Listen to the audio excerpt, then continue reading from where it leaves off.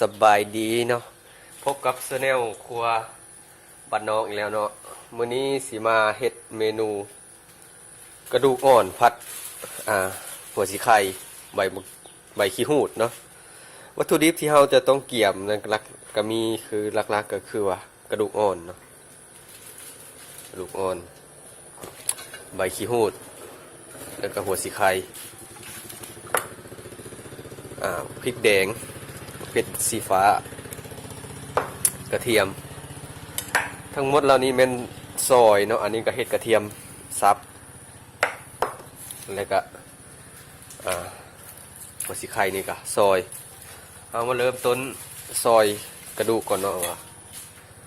สิซอยเนี่ยใดขั้นตอนการซอยกระดูกอ่อนก็คือว่าแม่นให้เราเห็นเนาะกระดูกไม่ได้หั่นไปตามระวังกระดูกโครงกระดูกเนาะเมนูนี้ก็คือเมนูโปรดอีกเมนูหนึ่งที่ว่ามักเฮ็ดกินตลอด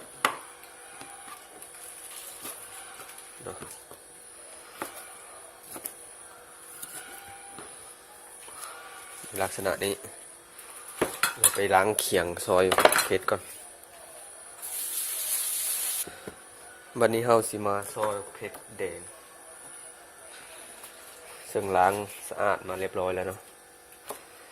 ซอยกับบ่ให้ซอยบางปานใดเด้อพี่น้องมันอยู่ในระดับครึ่งเซนพอเฮาได้เอาไปตุ๋นแล้วมันสิเปื่อยอันนี้ก็บักเผ็ดนี่ก็ไปตุ๋นนำกับซีนหมูซอยจนหมดเนาะบักเผ็ดประมาณ6 หน่วย 7 หน่วยไผ่มักเผ็ดก็ใส่หลายไผ่บ่มักเผ็ดก็ใส่น้อยเนาะมันบ่มีสูตรตายตัวอยู่แล้วขึ้นกับความมักของแต่ละคนอันนี้มักเอากีดจาดจะหน่อย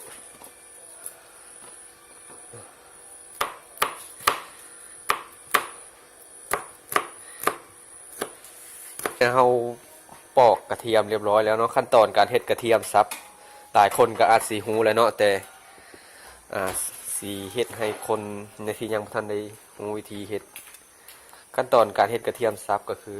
เฮาต้องปอกเปลือกแล้วก็นำมาทุบก่อนเนาะมันจังสิได้ซับสบาย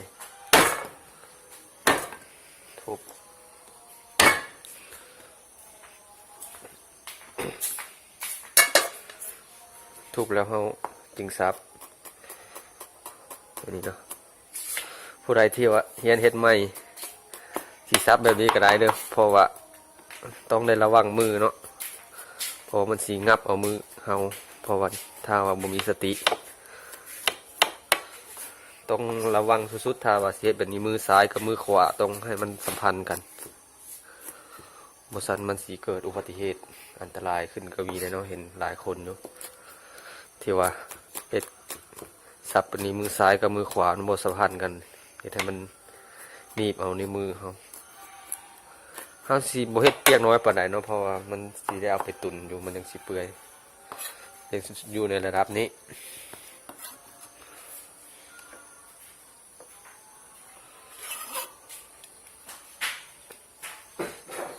ขั้นตอนต่อไปก็ซอยหัวสีไข่เนาะ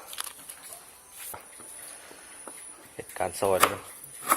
ซอยกับสิบซอยบางซอยหนาขึ้นไปเนาะคือมันอยู่ในระดับนี้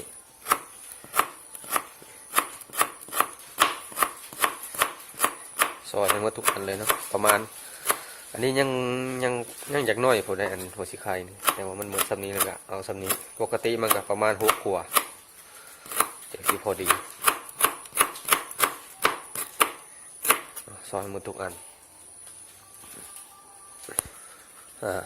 ในเมื่อเราซอยแล้วก็นะที่ได้ซ้ำนี้เนาะได้แบบนี้ขั้นตอนต่อไปก็ใบขี้หูดนำไปล้างน้ำก่อนล้างมาแล้วเรียบร้อยวิธีการเด็ดใบขี้หูดของค่อยเนาะสิ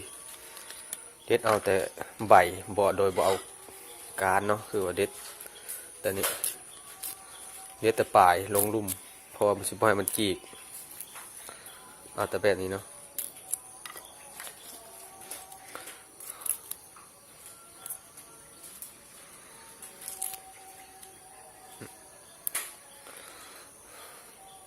อยากยากในจังหน่อยเด็ดใบขี้หูดบ่ให้มัน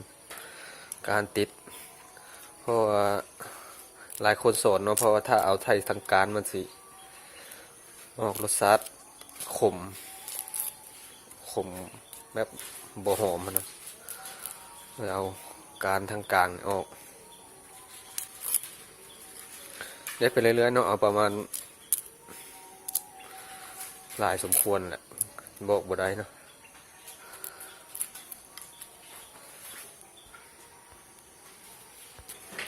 โอเคเนาะสำนี้ก็พอแล้วล่ะสำหรับเครื่องปรุงเฮามื้อนี้ก็มีอย่างหลายเนาะคือว่านี่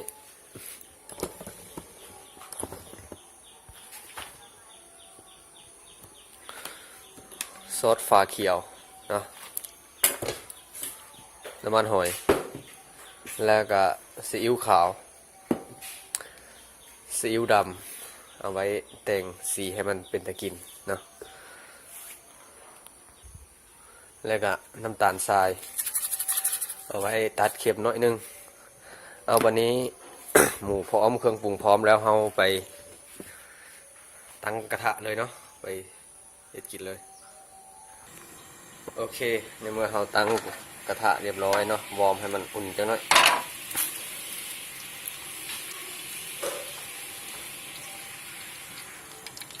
นี่เราต้องพัดกระเทียมก่อนเอากระเทียมลงไปพร้อมกับเผ็ดกินมันสิซิ่วดังจังหน่อยพี่น้องถ้าว่าไผเฮ็ดอยู่ในห้องอัพนี่ให้ไปเปิดโรงเรียมเปิดอย่างพัดลมเลยนะพอมันกินมันแห้งอยู่มะเขือเนาะมะเขือกับกระเทียมผัดแต่ว่ากระเทียมสีเอาเหลืองๆแล้วจังค่อยเอาตีนหมูลง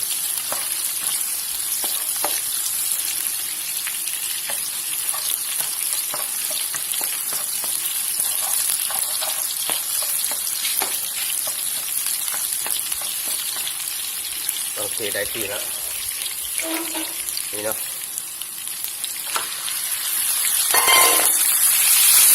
พัดจน สีของกระดูกมันชีวิตมันจางเลยเดี๋ยวค่อยเติมน้ำ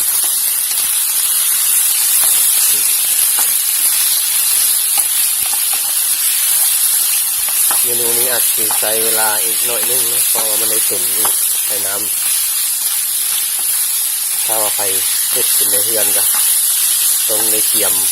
พอสมควรแต่การโบเสียใจเนาะที่ว่าได้เสียเวลาโดยเพราะเมนูนี้มันคือแต่เป็นพิเศษพัดไปจนมันสีจนมันไม่สีแดงเลยทีเดียว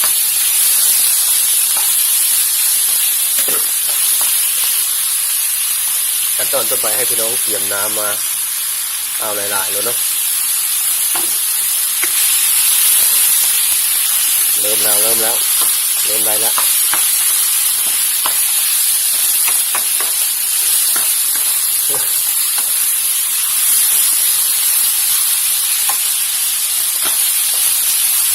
เป็นยังครับต้องคัดก่อนเติมน้ำก็เพราะว่าให้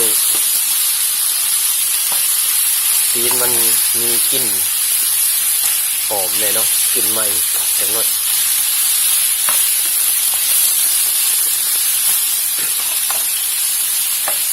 โอเคตีนมันจะเริ่มตายเลยแล้วเติมน้ำลงไปเลยเนาะเติมลงไปเอาหลายเลยเนาะจนว่าท่วมต้นเลย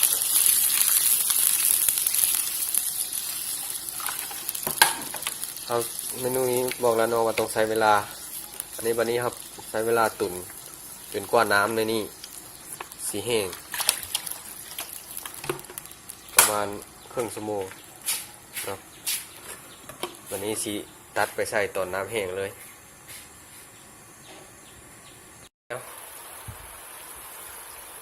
มันในเมื่อน้ำแห้งอยู่ในระดับนี้แล้วเราก็ใส่หัวสีไข่ประมาณนาทีหนึ่งแล้ว ใส่ใบขี้หูดเนาะเล็งไฟขึ้นบ่นี่พี่น้อง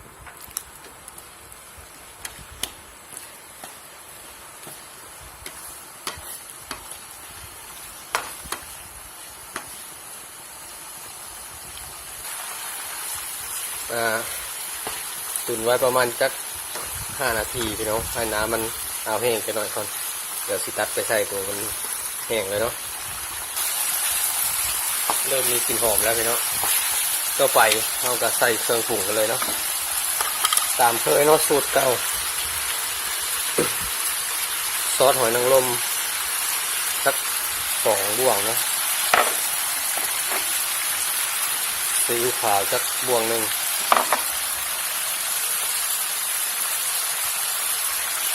ซีอิ๊วเอาซีอิ๊วดำใส่น้อยนึงเนาะพี่น้องก็แต่งสีมัน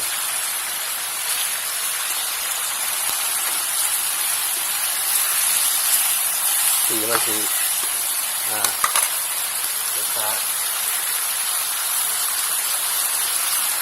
ในการขาดบ่ได้ซอสปลาเขียวพี่น้องใส่แทนตังนัวจักบ่วงเลยคนเข้ากัน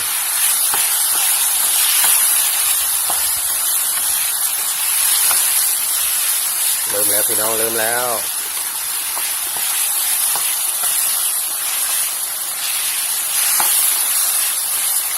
โอเคหน้าตามันจะออกประมาณนี้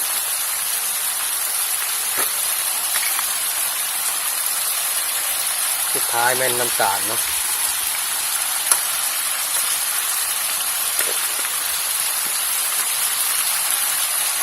โอเค